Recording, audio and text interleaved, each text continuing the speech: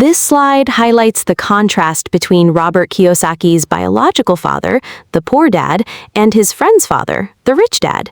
The poor dad was highly educated and held a secure job, but he believed the love of money was the root of all evil and advised his son to get a safe, secure job. He ultimately struggled financially throughout his life. In contrast, the rich dad had no formal education, but had a different mindset, believing that the lack of money was the root of all evil, and advised his son to learn how to make money work for him. He ultimately became one of the richest men in Hawaii. The slide highlights the different financial philosophies and their potential outcomes.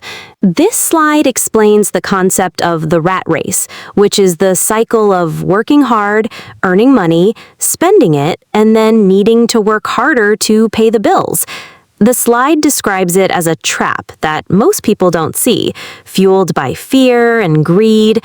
People work to earn a paycheck, but then they spend that money, often increasing their expenses and liabilities, which just creates a greater need for more money, keeping them trapped in the cycle of working for their paycheck. This slide details Lesson 1 from Rich Dad, Poor Dad, The Rich Don't Work for Money. It describes how Rich Dad initially offered Robert and his friend 10 cents per hour to work in his store.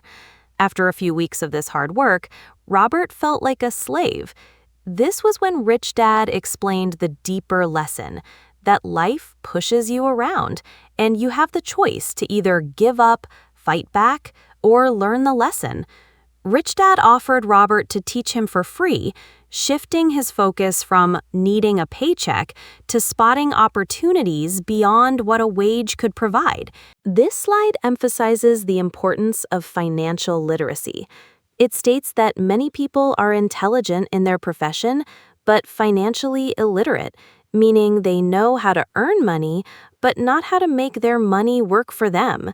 The key to financial literacy, according to the book, is understanding the distinction between assets and liabilities, which we just discussed.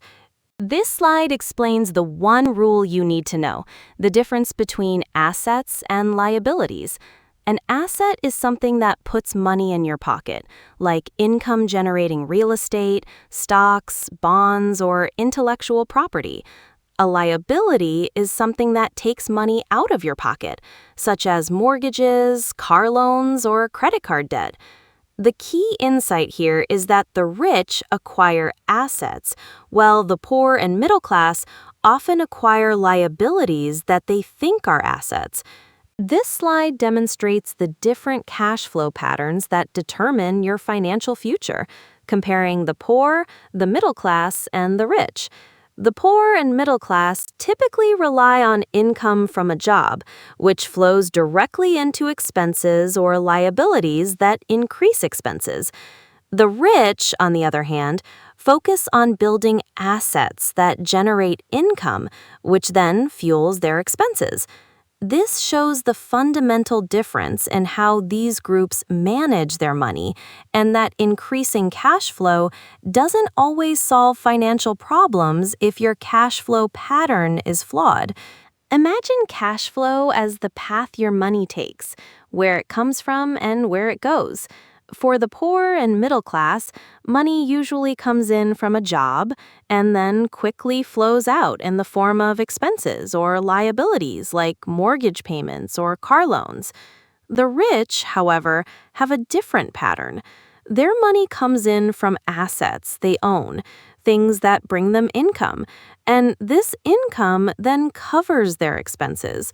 So the key difference is how the rich build their income sources through assets rather than relying solely on a job. This slide explains why for most people, their home is their biggest liability, not an asset, because it takes money out of their pocket each month through mortgage payments, property taxes, insurance, maintenance, and utilities. The rich dad strategy, the slide says, is to first acquire assets that generate enough income to cover the cost of a house, letting your assets buy your luxuries.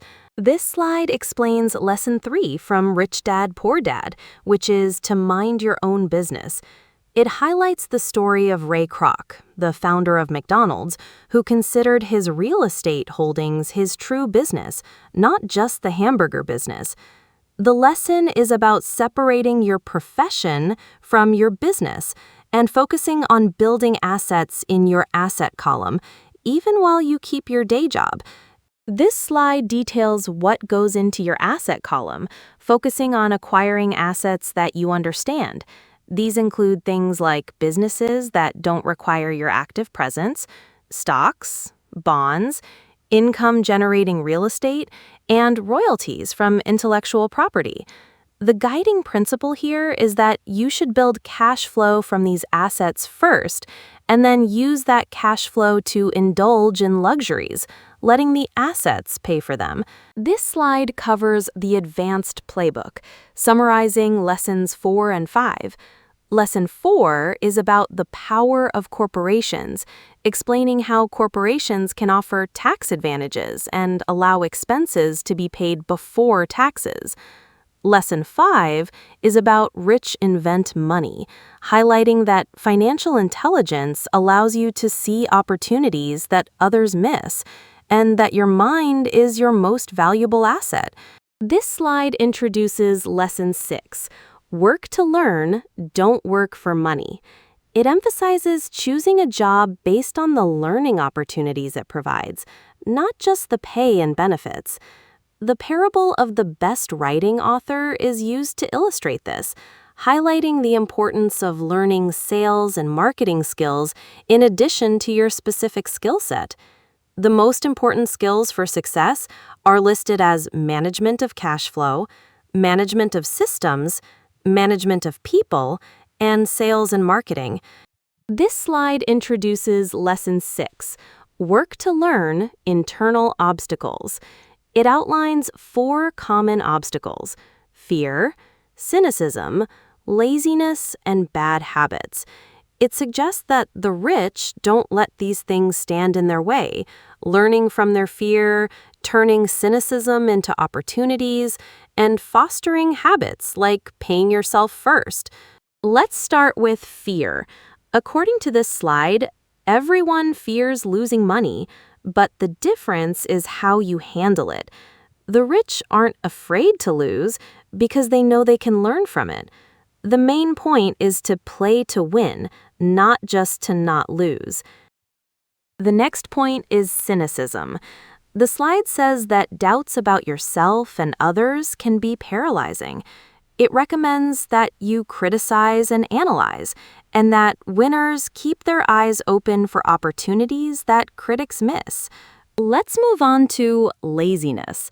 The slide suggests that the cure is a little greed, meaning you should ask yourself, how can I afford it? Instead of, I can't afford it, forcing your mind to seek solutions. The final point is bad habits. The slide states that your habits define your success.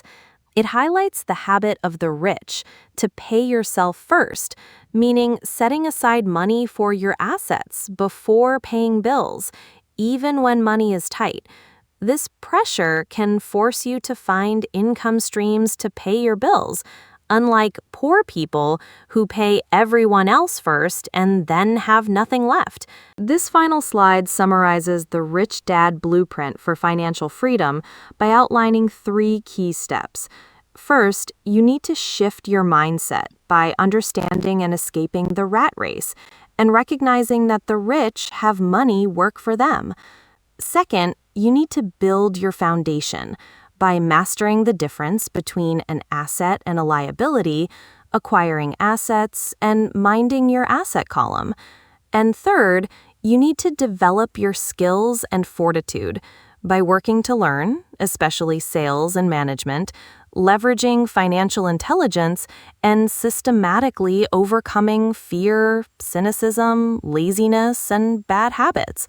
This last slide is about redefining the goal, asking what is true wealth. It defines wealth as a person's ability to survive for so many number of days forward, or how long you could survive if you stopped working today. The main point is that the goal is not just to be rich, but to be wealthy, to own your time, and that your financial education is the path to that freedom. Is there anything else you would like to discuss about these slides?